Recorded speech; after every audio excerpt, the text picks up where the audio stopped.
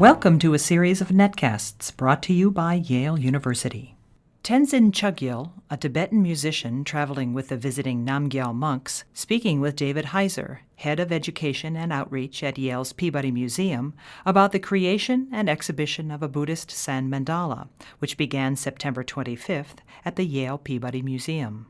This week at the Yale Peabody Museum, the exiled Namgyal monks from His Holiness the Dalai Lama's private monastery in Dharamsala, India, will create a sand mandala. I'm here with Tenzin Chogyal to talk about this truly amazing event. Hello, Tenzin. Hello, David. How are you? Good. Good. Yeah. So thank you for being here. The tradition of the sand mandala dates back thousands of years and carries a strong sense of symbolism with it, doesn't it? Yes. Can you tell me anything about that? The basic thing about sand mandala is for meditation purpose. It's what you do is you create this mandala, and it's actually to help to visualize these mandalas when you are creating it. It's actually mandala itself. The sand mandala itself is not as important as the visualization aspect of the creating of the mandala in your own space. Okay. Yeah. So does that make sense? It does. So we'll see the creation of a sand mandala this week. A beautiful square blue table with sand of different colors on it. And when we look at that, we should realize that the monks who are creating this have a much greater sense of that mandala in their minds, in their own visualization. Is that right? Yeah, that's right. And there's thousands of different mandalas. And this time around, we are creating the sand mandala of the Buddha of Compassion. So when you are creating this Buddha of Compassion, then in the center is the Buddha of Compassion. And then around it, there is a lot of other symbolisms around it. So the sand mandala usually have 8 directions to enter from. No, not 8 directions, 10 directions. Okay. 8 from the sides, Okay. and then the top and the bottom, 10 Okay. directions. And because being the Buddha of Compassion, so what one has to realize is when you are creating the mandala, you have to realize that when you visualize, you become that Buddha of Compassion. And around that, you create the universe. And when you visualize the Buddha of Compassion, you place the Buddha of Compassion on your crown chakra. And then from crown chakra, it absorbs into the throat chakra. And then from the throat chakra, it absorbs into the heart chakra. And as it absorbs into heart chakra, then you become the Buddha of Compassion. And it starts emanating rays, Yes. a luminous light, and which you visualize that it's going towards the boundless space and spreads around all the sentient beings and taking away the sufferings of all the sentient beings. Wow. So as that visualization comes around, and then in an instant you visualize that luminous light becomes a rainbow. And I'm explaining it in a very short process. Right. So, okay. Sure. or else it might take whole day. So it becomes a rainbow, and then in an instant it becomes a rainbow, and then as rainbow does, it disappears into emptiness. Okay. So emptiness doesn't mean that it's empty. It's empty of nature. It's a whole another philosophy about it. So it becomes empty, and then you become yourself again. Okay. And so that's how you start to evoke the compassionate nature that we all have, but we kind of forget because of our busy schedules or so that's what Tibetans believe, that every sentient beings have the Buddha nature within them, but So it's just putting a little effort day by day to awaken that. Oh, Yeah. what a wonderful reminder. Yes, I feel lucky that at the Peabody Museum we'll be able to have this take place and have this reminder of our compassionate nature every day. This hopefully we can extend that beyond just this week. Yeah. But it's a wonderful visual reminder this week as well. Yeah. I think the monks, and particularly me and monks, we are really happy to be here. And whenever I've noticed that whenever monks go anywhere, they become the part of the place. The place becomes home for them while they are there, and then when they leave, then they don't have any attachment to that place either. So, but I see there is a process of people who let them go. They want them to stay back, but the monks, they just go and leave the space. And then, so hopefully, David, you won't have that problem. Hopefully not. Hopefully not.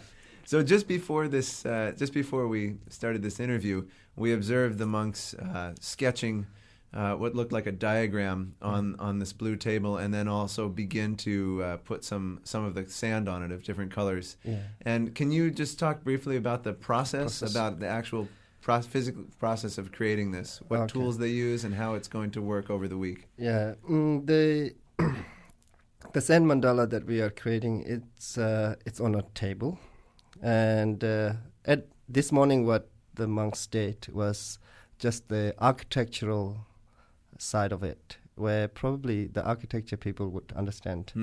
It's just the line drawings, and when you talk about mandala and the sand, the colored sands, actually it's not, the monks, they don't look at a picture to create the mandala. It's all in scripts.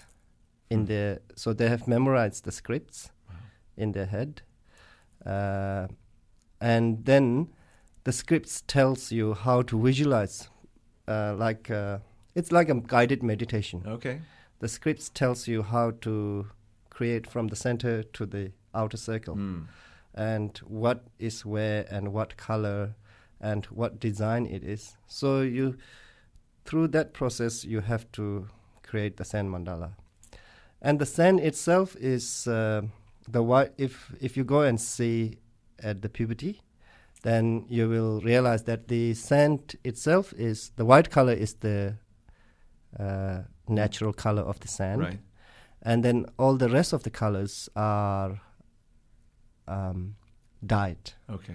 And in ancient times, we used to use the natural stones. Okay.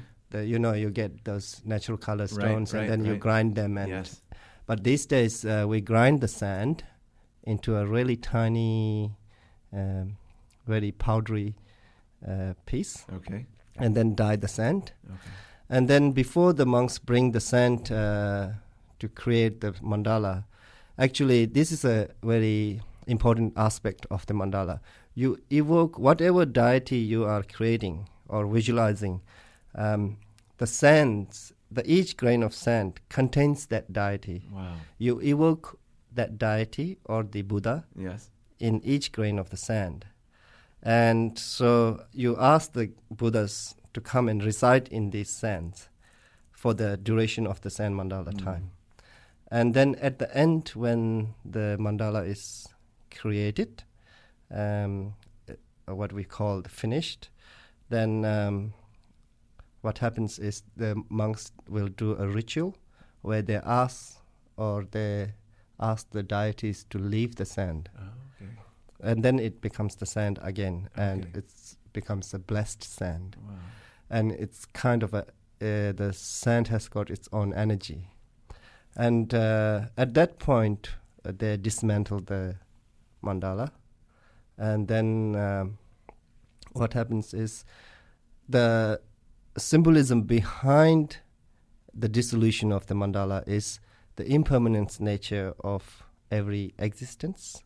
And also another aspect is being non-attached to material things. Right. Because being attached to the things brings about all the sufferings that we create around us. I think that's a lesson that a lot of us around here could use to learn, or at least be reminded of. Yeah, and I have to learn that as well.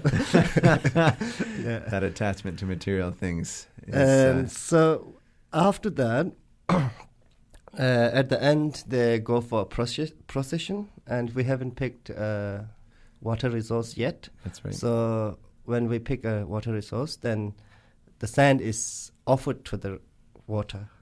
Because what is understanding of that is when you offer the sand to the water system, Yes. The water cycle Yep.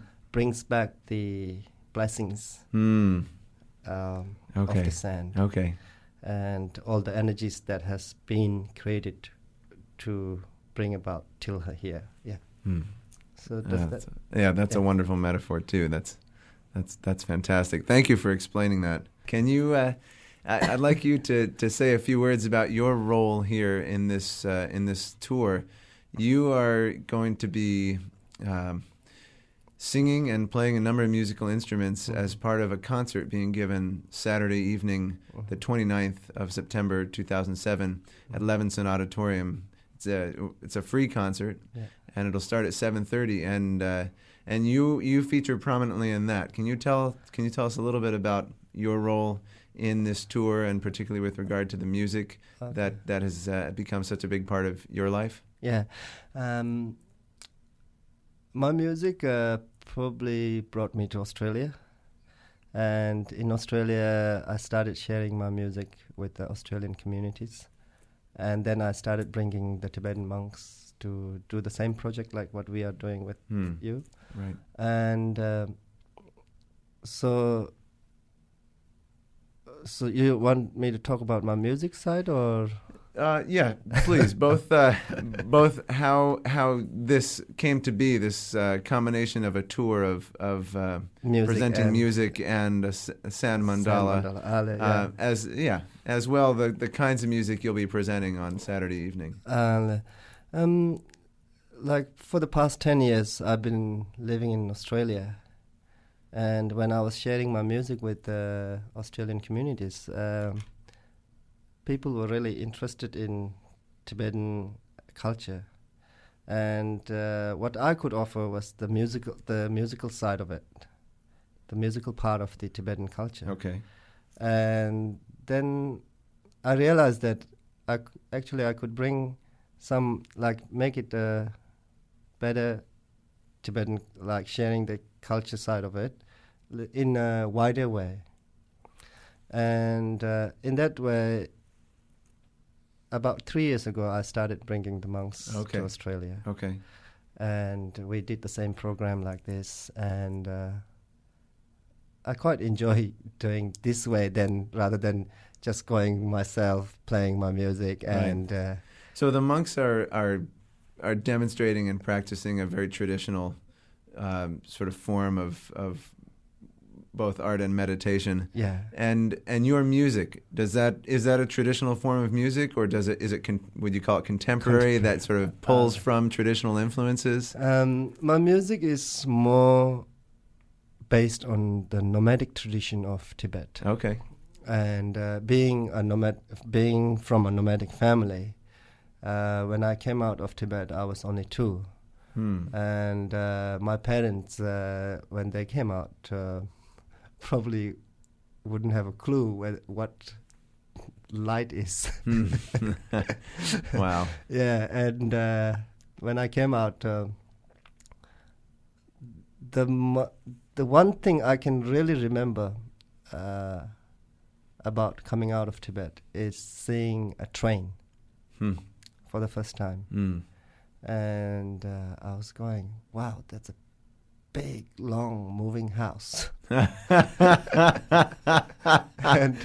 that's... yeah, I can see that. And that was like, because where I lived, it was a tiny village. We grow everything there, and we move from one place to another looking for salt. Wow, okay. And do salt trade. Okay. My parents used to, because being a nomad. And the only light you have is the light of, like the fire lights. Right. Yeah. So that was in 70s, like early 60s, Wow. 70s, Okay. late 60s. So if you think about Tibetans coming out of Tibet at those points of time, they had to shift from a medieval period to a very advanced time. Like it was a very big shift. It seems like an incredibly big shift. But I think because of the Buddhism, I think it helped a lot of Tibetans to actually, because wherever they are, they has to adjust to that. So like now when I look back to my life, I'm totally like from one end to another, it's totally advanced. Like one was totally backward materially. Right. But now I'm in a very advanced material state. But I don't know whether my mind is in a very advanced material state. But so in that, that's like a little background about where I came from. Okay, thanks. And my mom used to sing a lot. Because being nomad, whatever she does, like when she's cooking, when she's making a carpet, she would sing these nomadic tunes. And that stayed in the imprint of that melodies stayed in my mind, even though I never went to a musical school or anything like that. So there was a yearning for singing those songs. So what I do now is based on nomadic tradition, but with my own twist around it. Okay, sure. So it's I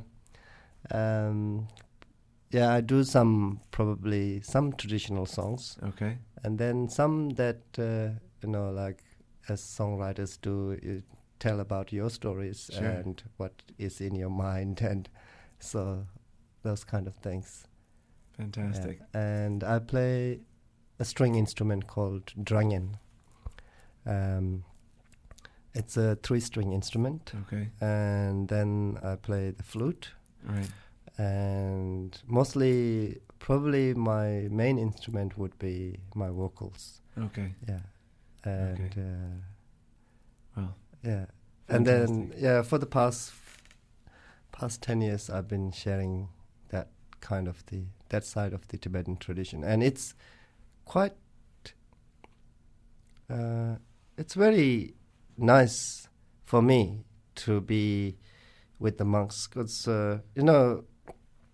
you show the religious side as well as the secular side combined. Okay. So you get to share, like people get to see both sides of the tradition, of the culture. Yeah. Wow. It's not just saying the religious part and then you don't get to see what the lay people do.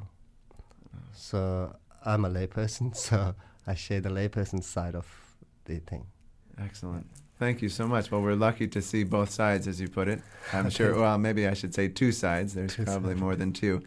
But this week at the Peabody Museum, we'll be having the sand mandala being created by 3 of the exiled Tibetan monks from the Namgyal monastery in Dharamsala, India. And we've just been speaking with Tenzin Chogyal, who is here as well as part of this tour.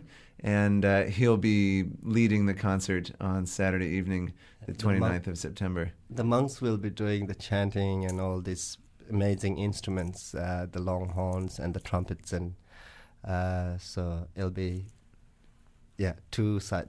2 sides? Yeah. Did you say? That's right, 2 sides. That's right. All right. Thank you so much, Tenzin. Thank you, David. Tenzin Chogyal is a Tibetan musician traveling with the visiting Namgyal monks from His Holiness the Dalai Lama's private monastery in Dharamsala. He was interviewed by David Heiser, Head of Education and Outreach at Yale's Peabody Museum. For more information about the Compassionate Mandala Tour, or to view event and program information at Yale Peabody Museum, log on to www.peabody.yale.edu. This was recorded on September 25th, 2007. This was recorded on September 25th, 2007.